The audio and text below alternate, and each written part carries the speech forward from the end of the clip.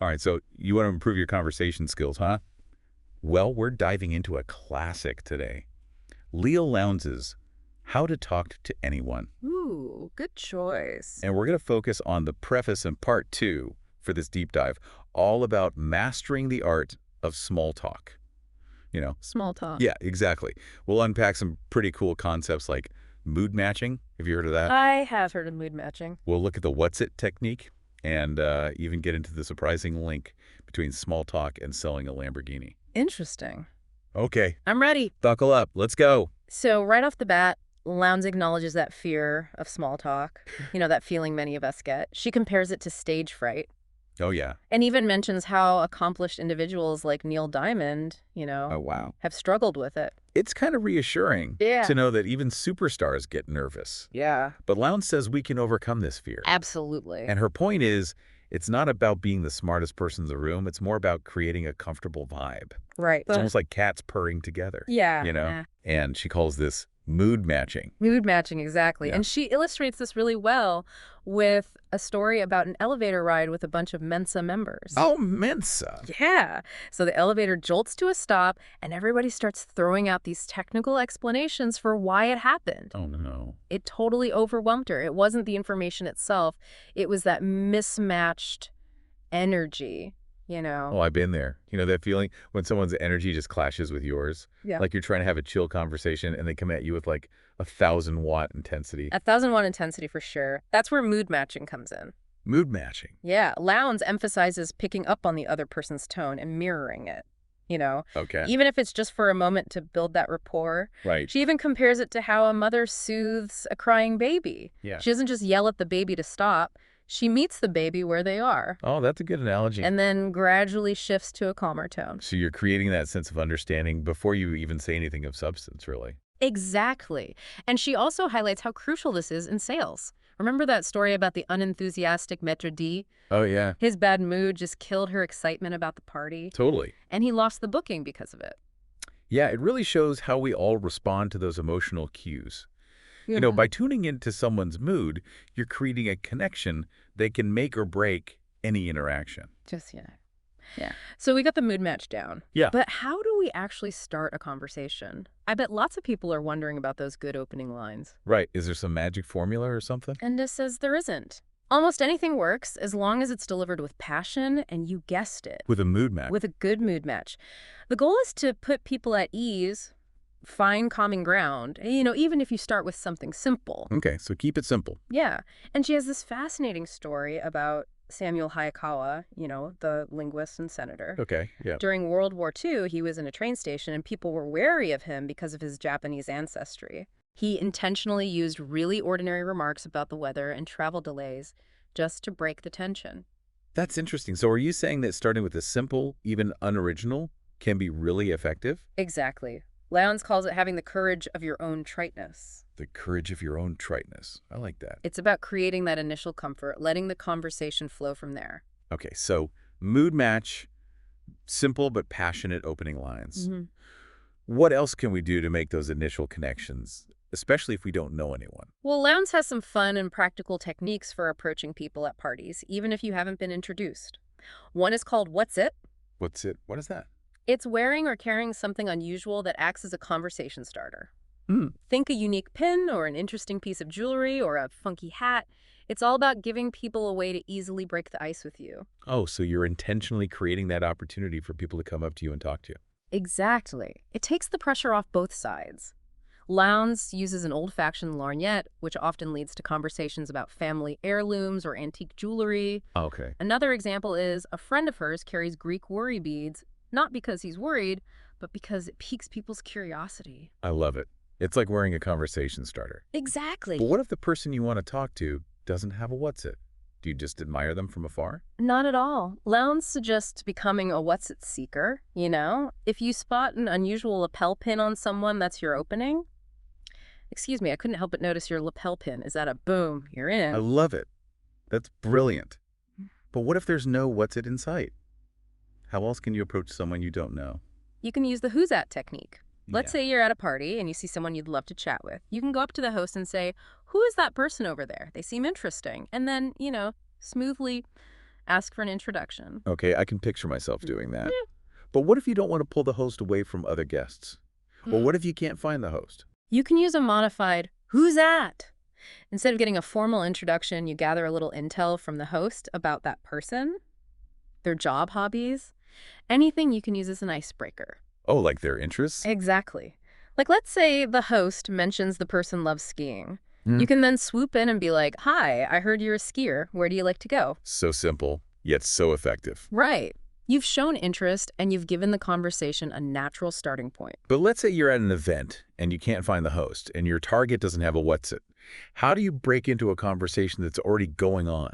That's where the eavesdrop in comes in. Now, hold on. Isn't eavesdropping a little sneaky? It's not about being creepy, it's about strategy. Okay. You position yourself near a group you want to join, and you listen for a word or phrase you can use as a jumping off point. Right. Like you overhear them mentioning Bermuda.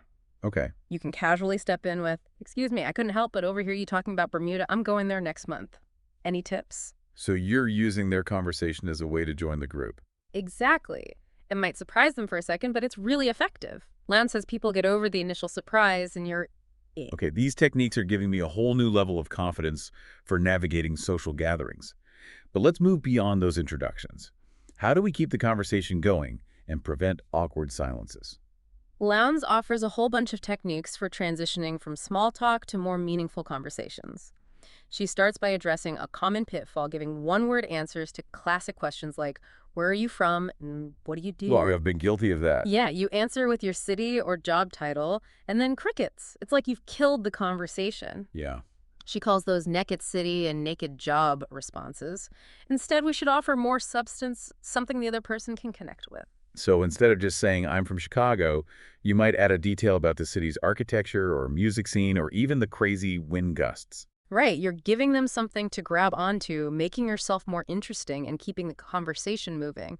She actually has a funny story about how someone simply saying, "I'm from Columbus, Ohio," totally stumped her. It stumped her. It did. It inspired her never the naked city technique. So it's like you're preparing a conversational cheat sheet. Yeah.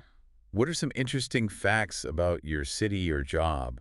What stories can you share to make those typical answers more engaging? Exactly.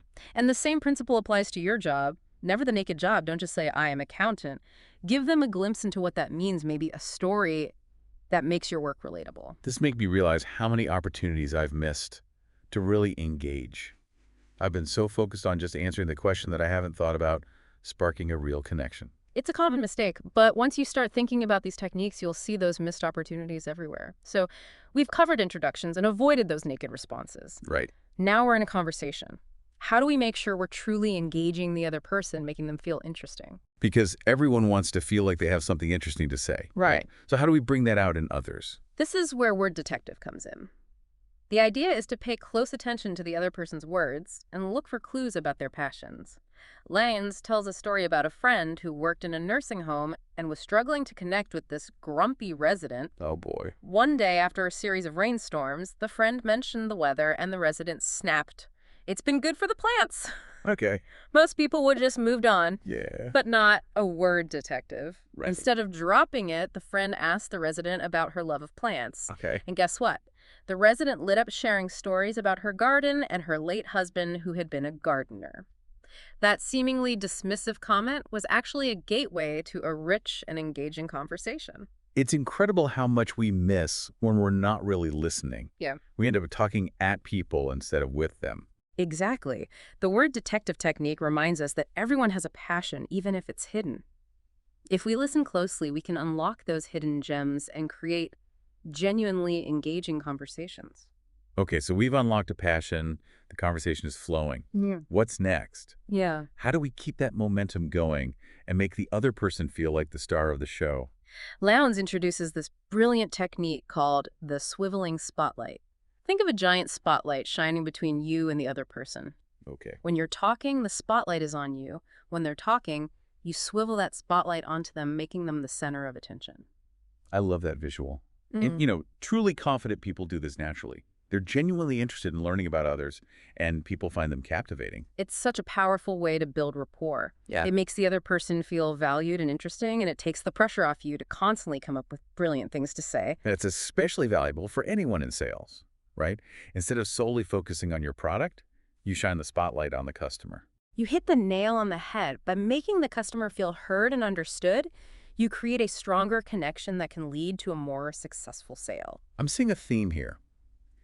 It's about shifting the focus from ourselves to the other person, whether it's through mood-matching word detective or this swiveling spotlight.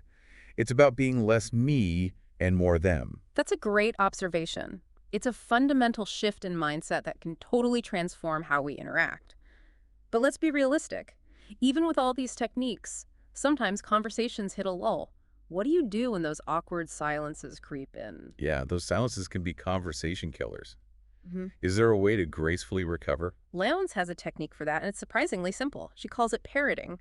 Hold on, parroting. Are we talking about actually repeating what the other person just said? Exactly. Imagine a tennis match. The conversation is the ball going back and forth. Yeah. When it's your turn to hit the ball, but your mind goes blank, you just parrot the last few words they said using a questioning tone. So if they say, I had a really busy day, you might respond with, busy day. It sounds a bit repetitive. It might seem that way, but trust me, it works. It throws the ball back in their court, prompting them to elaborate. And all you have to do is listen. Okay, I'm willing to try it. Yeah. But does Lowndes have any examples? Does this actually work? She does. She tells this funny story about using parroting with a friend who was recounting the entire plot of Sweeney Todd. Oh my God. By simply parroting a few phrases, she kept the conversation going for a half hour. Wow, so she basically turned parroting into an art form. Her friend probably thought they had the best conversation ever. It's a testament to the power of active listening and genuine interest. And get this, Lowndes points out that parroting can be incredibly effective in sales. It can help uncover hidden objections or desires that the customer might not even be aware of. Really? I'm surprised she'd apply this to sales. Can you give me an example? She does. She talks about a used car salesman who used parroting to close a deal on a Lamborghini. A Lamborghini? The customer initially wanted a sensible car, but by parroting, the salesman discovered the customer actually desired something sporty. That's amazing. So parroting isn't just about keeping the conversation afloat. It's about uncovering those deeper motivations. Precisely. It's about reading between the lines and listening for those subtle cues that reveal what truly matters to the other person. Wow, Leo Lowndes is a conversational ninja. But we've covered a lot of ground already. I think we need to take a break and let all this sink in for our listener. I agree, a pause might be helpful. We'll be back soon with more techniques from How to Talk to Anyone. You know, it's fascinating how Lowndes builds on all these basic techniques to really make someone feel like a star. Mm-hmm. And we talked about, starting conversations and keeping them going. Yeah. But how do you take it to that next level? Okay, making someone feel like a star, that sounds pretty powerful. How do we do that? Well, she introduces this technique called encore. It's all about encouraging people to share stories that put them in the spotlight. Encore. So like asking for an encore at a concert. Exactly. Like imagine you're with someone and they tell you this captivating story. Then later when you're with a group, you turn to them and you say, hey, everyone would love to hear about that time when you, and you fill in the blank with their story. So if they told me about a crazy trip I had, I might say, tell everyone about that crazy trip to the... Exactly. Even if they're a little hesitant at first, gently insists. People love to share stories that make them look good, especially when you're acknowledging their brilliance. Does Lowndes have a story about when she's used this? Does she give an example? She does. It's a great one. She was on a cruise ship and was having trouble getting the Italian officers to mingle with the American passengers. But then there was this dramatic midnight rescue. A rescue? Yeah, the ship's doctor actually saved a seaman's eyesight. Wow. So what did she do? This event gave her the perfect excuse to use encore. She encouraged the doctor, the captain, and the first officer to recount the story to different groups of passengers. So she turned a potentially awkward situation into a storytelling opportunity. It was a huge hit. The officers loved sharing their heroic tale, and the passengers are captivated. And what's great about encore is that it makes both the storyteller and the person requesting the story look good. It shows that you were listening, you appreciated their story, and you want to share their brilliance. It's a win-win. Yeah. But is there anything we need to be careful about when using this technique? Are there any stories we should avoid asking for? That's a great question. Lynn says always choose a story where the person comes out looking like a winner. Okay. Don't put them in an awkward position by asking them to rehash a story where they made a mistake or ended up looking silly. So choose stories that highlight their strengths and accomplishments. Exactly. And speaking of stories, Lowndes also has some advice on what not to share when you're first getting to know someone. Okay, that makes sense. We've been talking about putting our best foot forward conversationally. Mm. Are there stories we should keep to ourselves, at least at first? Yeah, Len's cautions against revealing too much too soon, especially when it comes to like personal struggles or negative experiences. She emphasizes really accentuating the positive in those first encounters. So maybe hold off on those tales of, childhood mishaps, relationship drama, or career setbacks. Exactly. Save those for later once you've built a stronger foundation of trust. Early on, people don't have the context to properly interpret those more vulnerable revelations, and they might misjudge you. Right. You don't want to overload someone with negativity right off the bat. It could create a bad first impression. Exactly. You want to leave people feeling good about themselves in the interaction. So focus on the positive, the uplifting, and the inspiring. There's a time and place for deeper, more personal stories, but that comes later. I think that's really valuable advice for anyone navigating those early stages of a relationship, whether it's personal or professional. But let's switch gears for a moment. I think a lot of people get anxious about staying current and informed. That feeling of being clueless when everyone's discussing a news event and you totally missed it. Oh, I know exactly what you mean. It can be so awkward to feel out of the loop, but Lowndes has a technique for that. She calls it the latest news. Don't leave home without it. Okay, I'm intrigued. What's the secret to always being in the loop? It's simpler than you might think. She stresses the importance of staying up to date on current events. She recommends listening to a newscast or scanning a newspaper before heading out to any gathering where you'll be interacting with people. So it's like doing your conversational homework. Exactly. By having a grasp of those major news stories, you can participate in conversations more confidently and avoid those awkward moments of feeling lost. It might seem obvious, but, sometimes we forget those basics. It's funny, Lawrence actually attributes this technique to an unexpected source.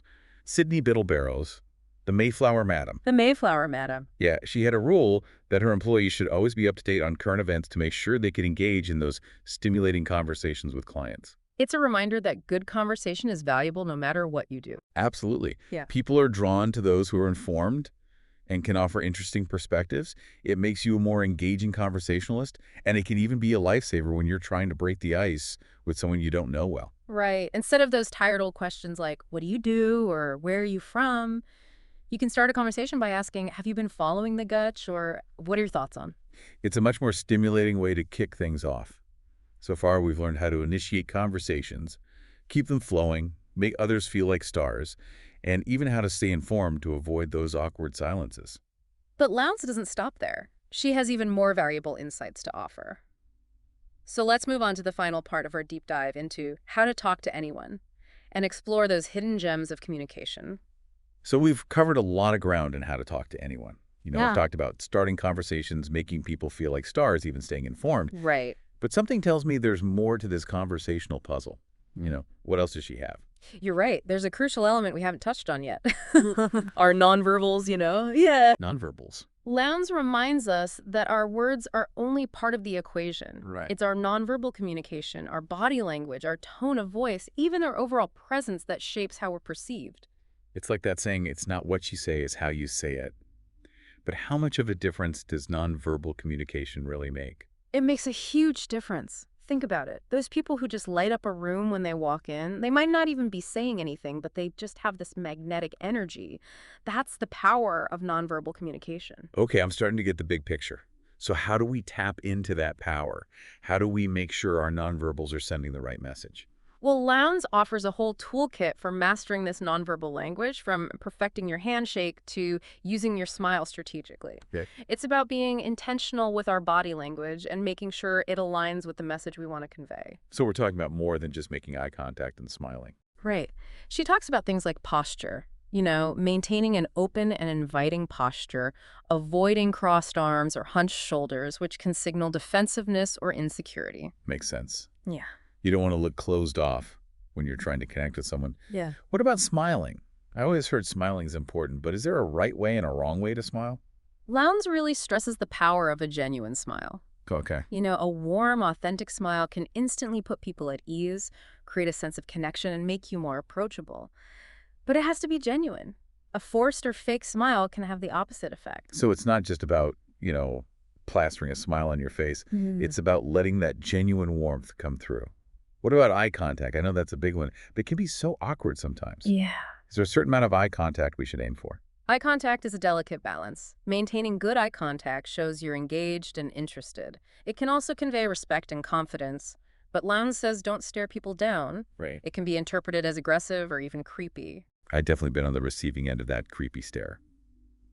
It's about finding that sweet spot eye contact that feels natural and comfortable, not forced or intimidating. It's amazing how much attention she pays to these small details. Hmm. They really do add up, though, right? Absolutely. These nonverbal cues can either enhance or undermine our words. It's like adding those finishing touches to a masterpiece. You've put in all the work on the main elements, but those final details are what make it really shine. This has been such an insightful deep dive into the art of conversation. It has. We've learned about so many practical techniques, from Leo Lowndes, from mood matching to word detective to the swiveling spotlight, and even the power of nonverbal communication. It's been a whirlwind tour of conversation strategies. So what does it all mean for our listener? How can they put all of this into practice? The key takeaway, I think, is that becoming a master conversationalist is a skill that can be learned and improved. It's about being intentional with our words and actions and really caring about connecting with others. And remember, Lowndes' book is packed with techniques that you can start using right away. Choose one that really resonates with you. Maybe it's mood matching or word detective or even the swiveling spotlight, and try it out in your next conversation. Yeah. It's about being curious, asking questions, and really listening to those answers.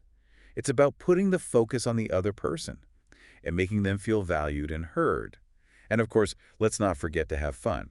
Right. Conversation shouldn't be a chore. It should be enjoyable, a chance to connect and learn and grow. Absolutely. So as you go out into the world armed with all this wisdom, remember, every interaction is a chance to make a connection. And if someone were to use that encore technique on you, what story would you want them to ask for? That is a great question. Yeah. Gives us all something to think about. Thanks for joining us on this deep dive into how to talk to anyone. Now go out there and spark some amazing conversations.